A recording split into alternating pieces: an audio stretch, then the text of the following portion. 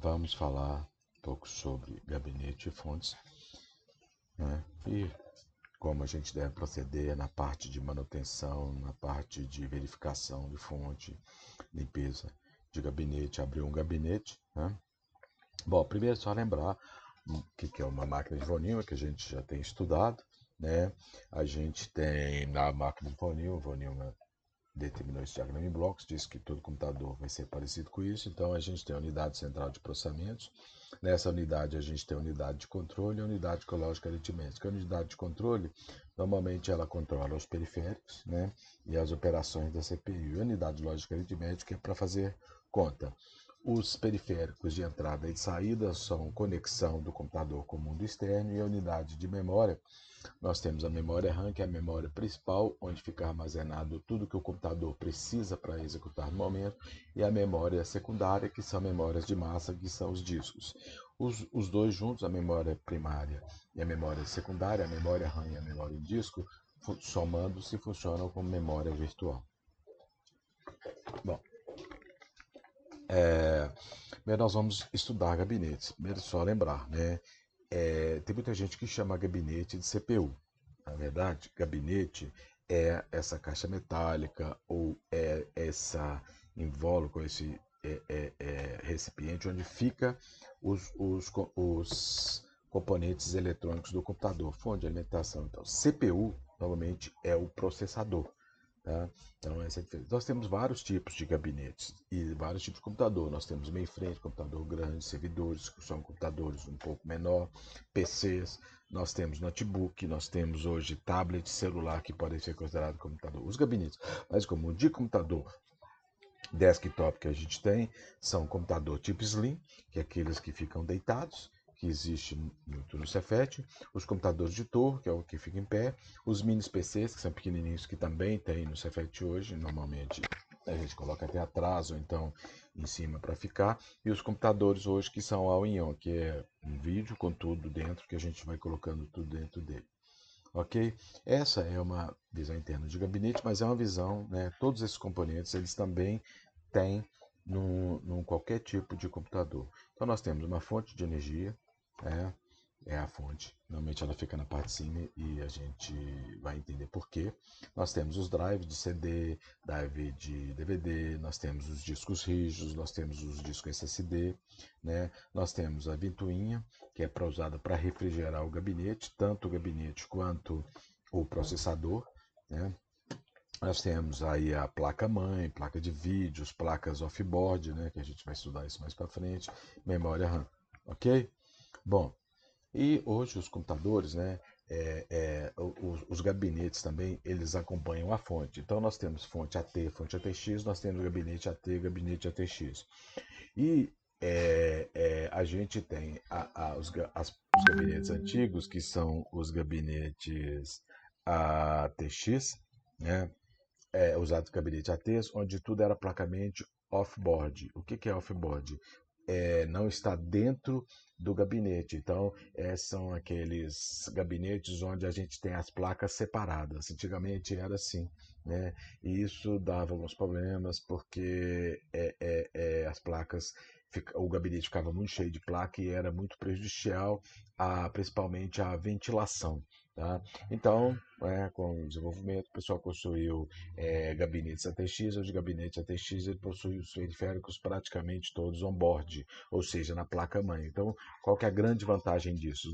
No gabinete que tem muita placa on-board, a gente deixa de ter placas separadas. On-board ela vem dentro da própria placa-mãe. Então, placa-mãe já tem a conexão de rede, já tem a conexão de vídeo, já tem praticamente todas as conexões não necessitando de placas off-board, a não ser que a gente queira melhorar, por exemplo, usar uma placa de vídeo dedicada para jogos e tal, mas aí é uma coisa mais específica e não atrapalha o funcionamento. A grande vantagem desses gabinetes on-board é que ele tem poucas conexões externas, dá pouco problema de mau contato e pouco problema de aquecimento.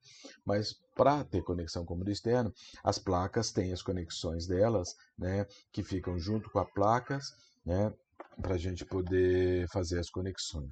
Ok? Então a gente tem, por exemplo, aqui um exemplo de gabinete. A gente tem conexão de LAN, conexão de teclado, conexão de USB, conexão de HDMI.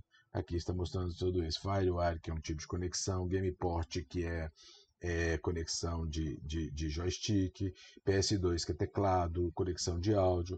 Então, né, a gente pega o gabinete, você pode reparar que tem tudo isso. E os gabinetes mais modernos, além de ter conexão na parte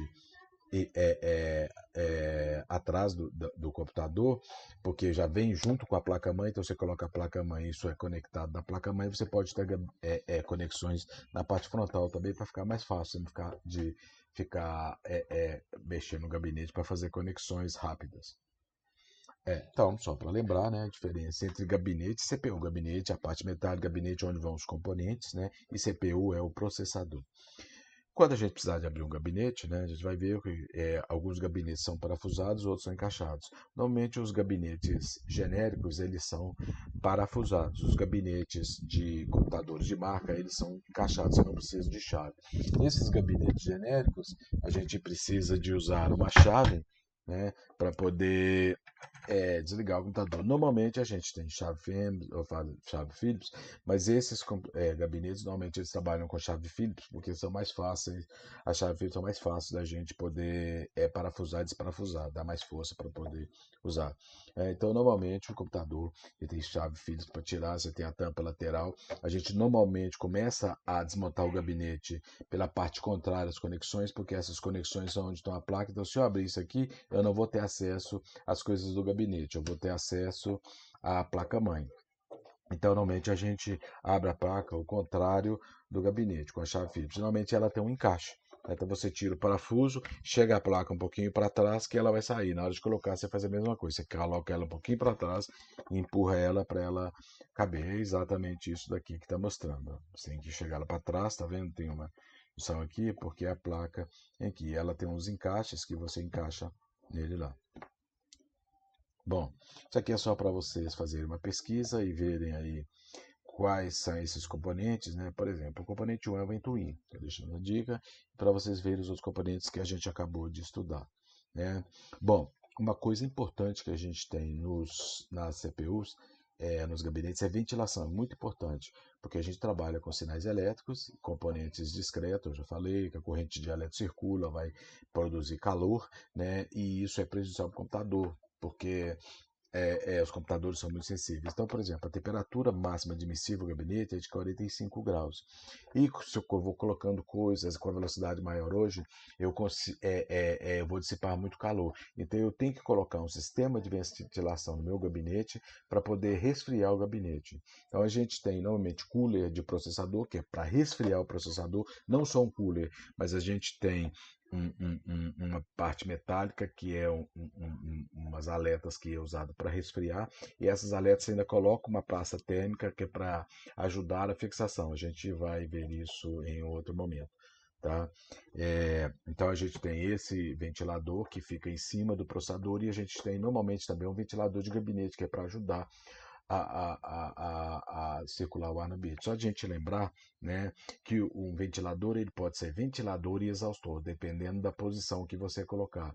Então, normalmente, o ventilador ele sopra o ar e o exaustor puxa o ar. Então, dependendo do ventilador, mesmo dependendo da posição que eu colocar, ou ele vai soprar o ar ou ele vai tirar o ar. Tá? Então, e normalmente, pela física, né, o ar quente tende a subir, o ar frio tende a baixar. Então, como é que para a gente fazer uma boa ventilação? A gente coloca normalmente um ventilador, um exaustor embaixo, que é ou um ventilador embaixo, que é para puxar o ar de fora e jogar para dentro do computador, e um exaustor em cima, que tira o ar quente e joga para fora. Né? Então, embaixo é o ventilador, que ele vai inventar o ar frio vai empurrar o ar quente para cima, né? E esse ar quente para cima vai ser puxado pelo exaustor. Ok? Bom, então isso aqui eu acabei de mostrar para vocês o fluxo de ar. Normalmente você coloca lá embaixo ventiladores, né, que puxa o ar para cima. Da mesma coisa que a fonte, ela também tem um ventilador e ela também aquece, ela fica em cima para poder ajudar na dissipação do calor. Ok? Então, olha, é de baixo para cima, acabei de explicar, mas só para vocês lembrarem e explicarem o porquê disso, né? E a ponte fica embaixo e em cima também. Acabei de falar para vocês verem isso também. Isso eu falei, né? O ventilador, a diferença dele, normalmente a parte de frente, né? Ele não tem nada porque ele vai ventilar, então para fazer uma ventilação não tem nada na frente que é para poder ajudar ele. A parte de trás normalmente é exaustor. Então, dependendo do jeito que a gente colocar, ele vai funcionar como exaustor ou ventilador. Só lembrando que a parte normalmente que na frente que não tem etiqueta, que não tem o motor, ele é o ventilador, que é exatamente para poder melhorar o fluxo de ar. A outra parte, como tem, se você tiver um ventilador que vai soprar o ar para dentro, vai fazer a função de resfriar, aí o exaustor só vai ajudar a retirar, por isso que ele tem a parte de trás. E depois nós temos as fontes de alimentações, né? Só de alimentações são a parte do gabinete que alimenta o processador. Ela é ligada a uma rede elétrica de 110 e 220, né, e ela possui, fornece as tensões que é para fazer funcionar todos os elementos do computador. Então ela fornece 5 volts e 3,3 volts, que é para os componentes da placa-mãe, os componentes eletrônicos, a gente estudou, capacitor, e vai fazer o CI, diodo, transistor, e vai alimentar isso, e isso trabalha com nível TTL, que são de 3,3 volts ou 5 volts. Nós temos também 12 volts, que é para poder fazer o ventilador tocar, e até 24 volts, que onde tem disco, né, o disco HD, ele tem um motor que é tocado o HD, o CD, eles têm uma conexão elétrica que são alimentados pela fonte para poder fazer girar, né? Bom, os tipos de fonte de alimentação. A gente tem a fonte AT, ATX, ATX 12 volts e EPS. As fontes normalmente estão relacionadas com gabinetes. As fontes AT são as primeiras fontes que a gente teve, né? Elas têm uma chave liga-desliga, e elas têm uma chave de seleção de tensão, 110 e 200 volts. Então, com essas fontes, a gente tem que ter muito cuidado para selecionar qual a tensão que a gente vai trabalhar, porque se a gente ligar uma fonte de 110 e 220 volts, ela vai queimar. Se a gente ligar uma fonte de 220 e 110, ela não queima, mas não funciona. Mas compensação não vai queimar. Mas se eu ligar uma fonte de 110 na tensão da concessionária de 220, além de queimar a fonte, né, queima a fonte, queima a, a, além de não funcionar, ainda vai queimar a fonte.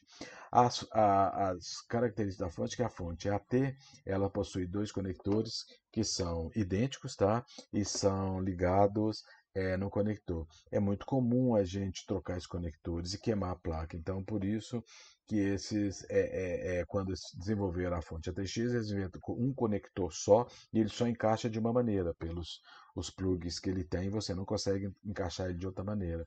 Então você não consegue ligar ele invertido e queimar. E nós temos a fonte ATX 12 volts, que ela tem um conector separado para o processador de 4 pinos. Isso foi porque os processadores foram crescendo, foram precisando de mais energia, né, porque eles aumentaram a velocidade, precisava de mais potência para poder participar. Então foi necessário fazer uma conexão separada para eles. Então as fontes de hoje elas são ATX 12 volts.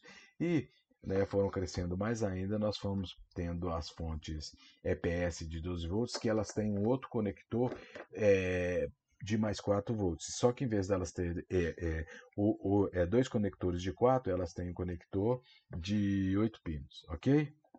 Então nós temos a fonte ATX, que tem a seleção de tensão, possível ligar errado, aqui tem as tensões que ela fornece 5 volts e 12 volts, 5 volts é para os níveis TTL, que na época usava-se 5 volts, né? Hoje já consegue se usar também 3,3 volts, que a tensão é menor, menos consumo. As fontes ATX, né, que a gente também tem os 12 volts, né, os 5 volts, e tem os 3 volts, né, que a gente também alimenta tanto a placa quanto o HD SATA hoje usa 3 volts.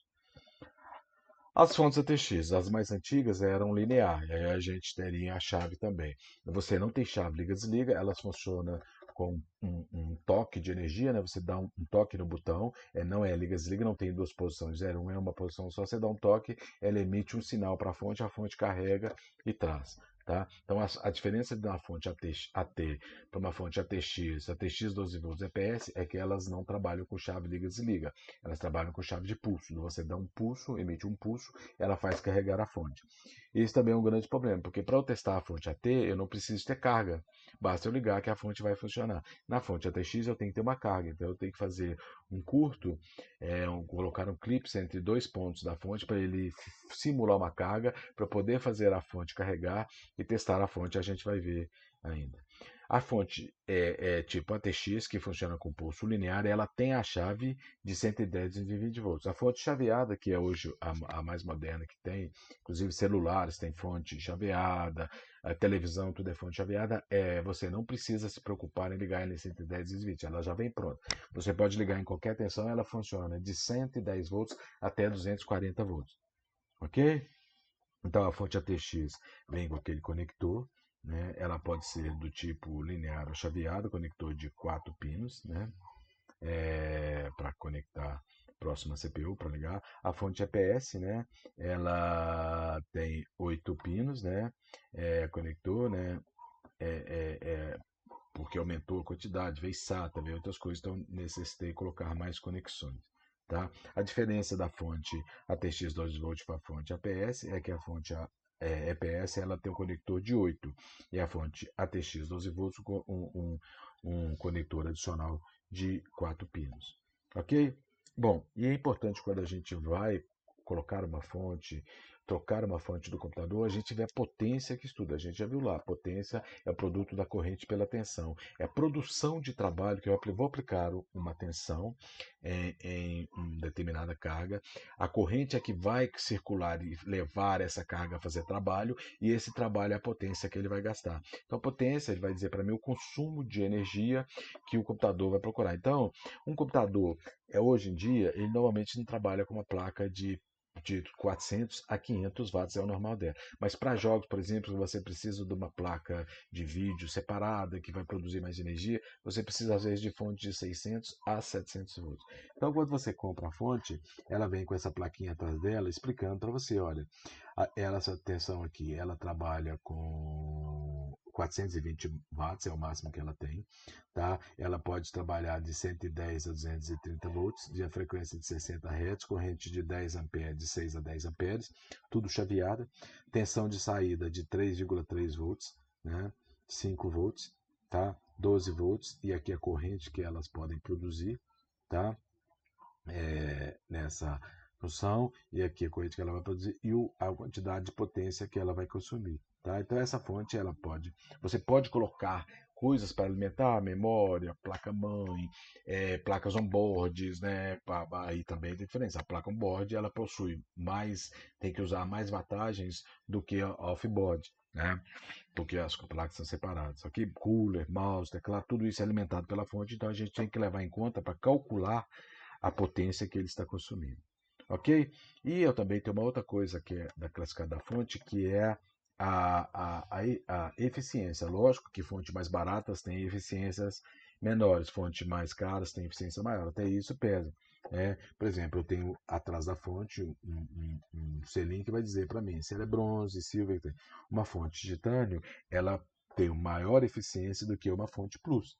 Tá? E aí, a eficiência também tem verdade com o consumo de potência. Quanto maior o consumo de potência, menor é a eficiência, porque ela vai perder muito em calor. Né? Então, por isso que a gente tem que levar isso em consideração também. Né? Aí uma fonte de 750 watts, né?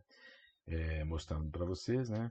Qual que são os dados da fator quântico, quanto que ela produz corrente contínua, quanto que ela pode aguentar corrente alternada, quanto é tensão, quanto é de corrente, quanto vai consumir. É só para você dar uma pesquisada e botar em prática. Instalação da fonte. Então, isso aqui é um exemplo de uma fonte ATX. Coloco o conector na placa-mãe, são dois conectores, um conector em cada periférico, né, no caso que eu estou alimentando um disco, né, e aí eu estou mostrando quais conectores são esses, que tipo de conectores são esses que a gente está aqui, que eles estão alimentando, só para você dar uma pesquisada e entender, ok? Aí eu vou querer testar uma fonte, que eu falei para vocês, na fonte AT não tem problema, ela é uma chave desliga, ela não precisa de carga, não é uma fonte que precisa de carga para partir, né? Então basta eu ligar ligar a fonte lá, ela vai ter lá, eu vou nos fios atrás dela que tem e vou medir essas tensões aqui, tá? Só que lembrando, a 3,3 volts só tem na fonte ATX, né? Agora, no caso da fonte ATX, que eu falei para vocês que é ligada, eu preciso de fazer isso, né? Olha aqui, eu tenho a fonte ATX, né? E aqui eu vou fazer essa conexão, eu vou fazer esse pino aqui. O pino 14 do terra, o pino 3, ou 5, ou 7, ou 13, ou 15, ou 16, que são normalmente pretos, tá? Para poder dar uma carga na fonte, para a gente poder testar a fonte, senão ela não vai partir, tá? Aí eu tenho aqui o desenho do conector e eu vou medir as fontes. Então, se eu não fizer esse curto, eu não consigo testar a fonte. Então, eu faço um curto com clips, né, para fazer a fantasia. Isso é um jeito da gente testar a fonte, saber se a fonte está funcionando, se o computador está com defeito, não é a fonte que está com defeito. Tá? Bom, a gente vê, olha, como eu tenho LEDs na placa-mãe, eu tenho periféricos, tudo alimentado pela placa-mãe. Tá? Então, quando eu vou tirar uma placa-mãe, esses LEDs, esse chave liga, desliga, o cooler, essas coisas estão tudo ligados. Então, quando eu vou tirar qualquer conexão da placa-mãe, eu devo identificar, por exemplo, pegar uma fita crepe ou um durex, botar ali, botar onde é que está conectado aqui, porque quando você voltar com a placa-mãe, você saber qual é a conexão. Muito importante isso, tá? Saber a conexão de cada ponto, ok? Era isso que a gente tinha para falar sobre esse assunto. Muito